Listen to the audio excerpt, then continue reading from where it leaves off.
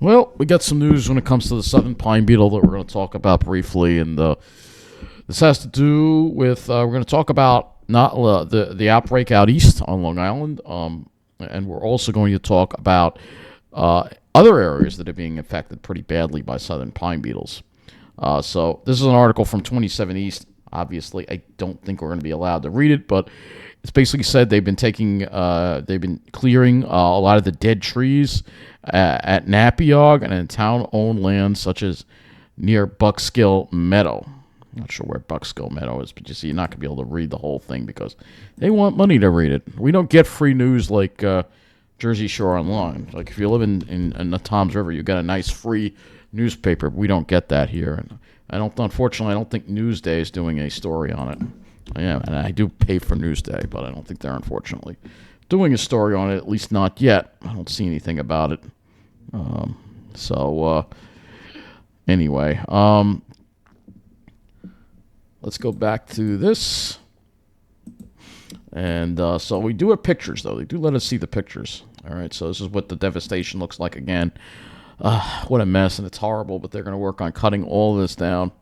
And hopefully, so they can. This is a huge mess of destruction here that you see here. So those trees that are marked red are the ones to cut down. But Long Island isn't the only one being affected by these Southern Pine Beetles. It is also occurring now in another area that's kind of similar to similar kind of environment to the Hamptons and out east in the South Fork. So beetle scourge spreads to residential areas, and here are the pictures of the destruction. Those are all pitch pines there that are dying from Southern Pine Beetle. It is a terrible infestation. This is in Martha's Vineyard, which is, I'll show you on the map where that is.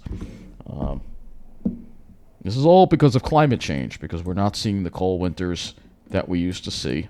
And these areas didn't have many fires. There's something about these particular areas here, on the South Fork in particular. They have a lot in common with the type of pine barrens you also have at Martha's Vineyard, as well as on Cape Cod and in southeast Massachusetts, that they make themselves more susceptible to this compared to New Jersey. And I think it's also because New Jersey is not only they have more controlled burns, but it's always been warmer there. Whereas here, these are colder areas, and they're not used to the warmth that they're seeing. So this is Martha's Vineyard here. So it's an island that is south of Cape Cod. All right, so getting back to the article here, we have here, it looks like Halloween come early in the Tashmoo Woods, as the rest of the island's trees remain staunchly green in the so far tepid fall. Pine trees that line the recreational hubs, main roads, and even backyards of homeowners in the Vineyard Haven residential area are various degrees of red and orange.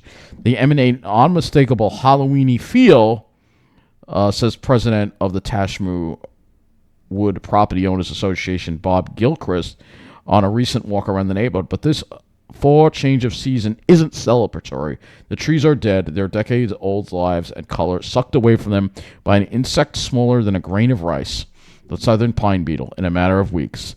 The Tashmoo Woods are one of the latest to fall victim to the scourge of beetles, which on winds from the mainland they probably spread from Long Island, enticed by milder winters and hotter summers on the island, have traveled over in outbreak-like numbers in the past 2 years and ravaged island trees. Previously mostly hidden within forests, the scourge has begun to spread further into residential neighborhoods across the island, opening up new nuisances and even safety concerns that dead trees could fall on homes or power lines. The blight comes as multiple species of trees here are threatened in one way or another. Aside from pitch pine forests, beech trees are in jeopardy because of a nematode that slowly weakens or kills them.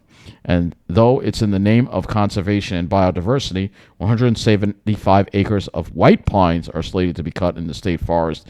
The loss of these trees has been hard for islanders. I guess they infested the white pines too, who pride themselves on a culture of conservation. Even some have spoken out against the state forest project. Island musician Willie Mason held a concert to draw attention to the plan to cut thousands of white pines. Property owners in Tashmoo Woods, I'm not sure if the white pines are infested, but they probably are or going to be. The pine beetles can infest any kind of pine, though. They tend to go for the pitch pines, but I've seen white pines get killed by them too. Property owners in Tashmere Woods, especially Gilchrist, started to see infected trees marked by reddish-brown treetops in April this year, though there are only a handful of them. And then in the late spring and early summer, they observed a bucketful, so that's when they really exploded once the weather got warm. Gilchrist, who took a Times reporter around the 100-acre property, drove down to the communal dock in late September and observed 2 of the 3 infected trees. He said those had been alive a few weeks earlier. In 4 portions of the Tashmere Woods property, they've identified more than 1,200 trees to be cut for safety concerns, some of which were already felled around roadways and walkways. The insects kill spree is hard to see, but deadly. Female southern pine beetles chew through pine tree bark, cave tunnels inside to lay eggs, and release pheromones to attract males and overwhelm the plant. The trees can't produce chlorophyll, which makes the tree green. Thousands of beetles can attack a tree within days. The S-shaped tunnels, known as galleries, starve the tree of water. This is how they kill the tree, basically. Even 100-year-old trees can die within 6 weeks, and the beetles can move 10 feet per day in the height of summer. To try and purge the infestation, trees produce pitch tubes of sap that resemble popcorn on the bark. Just as a human body responds to infection with a fever or cold, pitch tubes are a tree's natural defense against predators. But the effort often fails and the tree dies. There's not much that can be done to prevent infection. There's no cure-all, but this year, the beetles attacked forests close to power lines and properties in the Tashmere Woods and other residential areas and forced the hand of property owners. Gilchrist reached out to the forestry groups on island and the State Department of Conservation and Recreation months ago to understand how to treat the issue, and the boards since initiated a plan to assess what needs to be cut and what needs to be replanted. They followed criteria laid out by the State Department that lists safety as a first priority, and followed by aesthetics. When we started seeing those trees go, we couldn't even catch up with how fast and how extensive it was going to be. He added that they couldn't complete a final plan until they knew the extent of the damage. Otherwise, we'd just be tracing plants after plants. They're now at a point where they can prepare a plan. The first phase includes common areas of the association, such as trees around the recreational pool and filtration system. I'm not going to read everything here, but we'll go to the next part of it here in some of these other areas. In Sheriff's Meadow, the Times reported last year that 2,000 pitch pine and white pine trees infected or deemed at risk at the 69-acre Phillips Preserve near Lake Tashmere in Tisbury were cut down and hauled away. So there were white pines affected too. The areas were closed to the public, but pine trees have grown back, and in areas cleared where more light coming, young oak trees have shot up as well. But in West Chop Woods, there was a different approach taken than in Phillips Preserve, one that focused on safety because the area is much more residential. Even power companies are involved because dead trees can fall on power lines and start a fire. Also cause power outages as well. Trees are cut near homes and near the edges of trails, but Moore said he's left the interior mostly alone. Moore said the Southern Pine Beetle is a species native to the eastern seaboard, though island pine forests grew an entire lifetime without sans the pine beetles, but have only been noticed in an outbreak condition on the island since 2023. Southern pine beetles have worked their way up the East Coast as winters have warmed and made it to New Jersey and then Long Island, and then flew over or blew in to Martha's Vineyard on wind over to the island. So. They were in New Jersey. However, New Jersey was able to, again, conquer them pretty quick, and I haven't seen any huge outbreaks in New Jersey. I haven't heard of any huge outbreaks in New Jersey, probably because they've been doing a lot of controlled burns. But New Jersey is really the only state that really does it so extensively, and that could be part of the reason why. But Long Island, obviously, you know how bad it is here. And lo and behold, there are a lot of pine trees here, which the beetles found very much to their liking.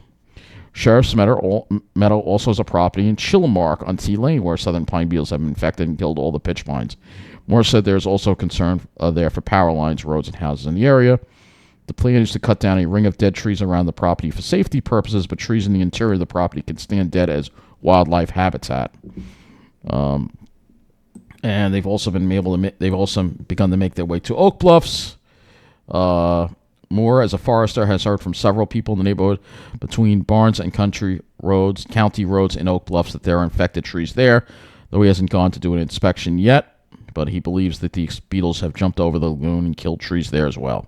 In Edgerton, Sheriff's Meadow is in the process of work at Caroline Tuthill Preserve to enable the mature pine forest to potentially survive an outbreak. They've thinned 15 acres of that property and plan to thin 15 more over the winter. That is a strategy that could work, but I think you also need controlled burns as well. Hopefully, maybe they'll do that as well. Back in Tashmoo, despite the less than ideal project, Gilchrist said he isn't worried that the property might go from forest to desert. The number of trees marked to be taken down is a small percentage of all those in the area. For Gilchrist, this could be a long-term improvement and mean that oaks and other plants in the area can thrive. We see this as a short-term issue and will have a long-term benefit of even more attractive areas in our association. Well, I like pines. Most of us who have been here, who live here, have an abiding love for both the island and the special place on the island we live, and that we all feel the special nature of Tashmoo Woods is what we're all dedicated to preserving. So, can see if we can get some pictures of some of these areas here. Tashmoo Woods. I'm not sure if we're going to be able to maybe just show you what it used to look like. Tashmoo, West Tisbury. So I can kind of show you here some of the areas involved here. Kind of look. I don't know if there are going to be any views. Yeah, they don't really have any Google Street Views in this area. We'll see if we can find any. It's probably going to be pretty difficult. It's very limited. And let's see what we got over here. So I'll just show you what it used to look like. It's similar to Long Island, where you see a lot of pines intermixed with the oaks, and the forest is very dense, and we don't have that open space in the forest. So again, that's part of the reason why. Again, it's similar to Long Island with the. And people like the combination of the pines and the oaks. It looks pretty. I mean, that does look pretty. It's a shame if all those pines are gone, but it's very well they could be. But this is some of the areas that they mentioned here. They also mentioned Oak Bluffs, another area in Oak Bluffs here. So you can find this. Let's see, where's the other mention here? So they mentioned Oak Bluffs, Sheriff's Meadow, and West Chop Woods. Let's see if we can find West Chop Woods here.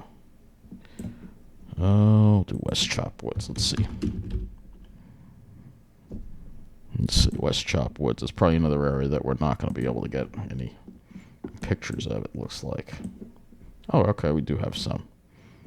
So this is an old street view, man. All right, here we go. It's just sort of like what it used to look like. You see a lot of these pines probably died, but it looks a lot. It's similar. It kind of reminds me of Long Island with the mix in a very dense forest, and that's the beetles tend to spread in those type of conditions.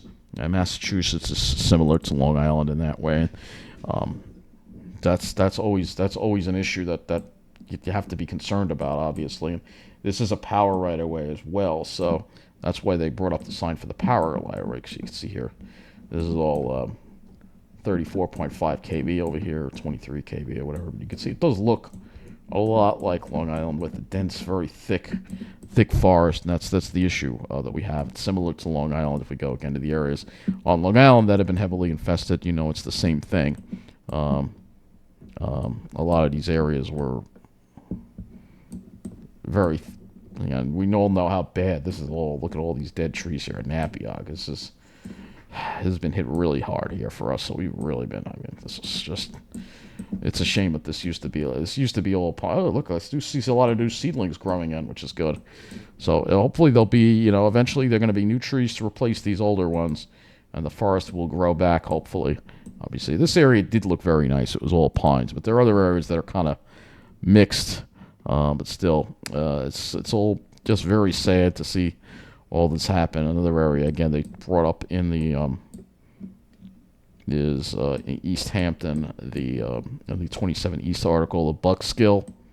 Let's see, Buckskill Woods, which is over here off Stephen Hand's Path. It's another area that's been hit pretty hard.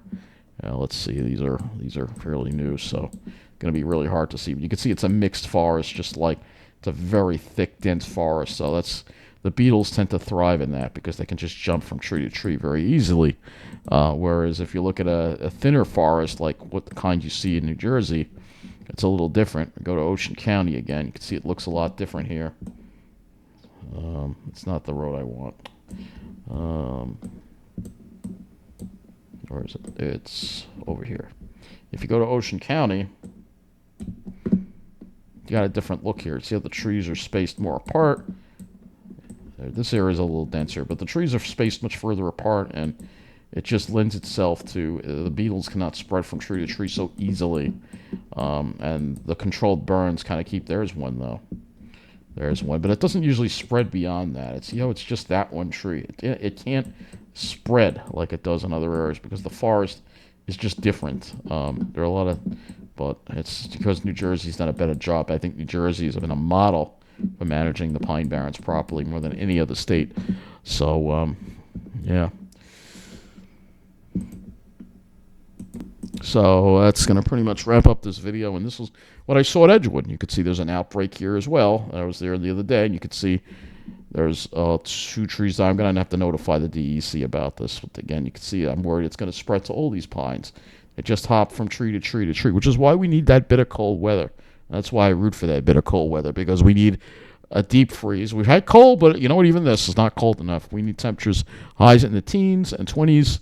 We need to be below freezing for a while, lows in the single digits. We need one of those to last for at least a week or two to really at least get this beetle population under control. These milder winters are the reason why, and that's why we need it cold in the winter, even though people complain about the cold. Without the cold, this is what happens. Yeah, New Jersey's been obviously doing a better job managing it, but ideally, we need colder winters again. That's really what we need to put a stop to these beetles. Anyway, thank you for watching.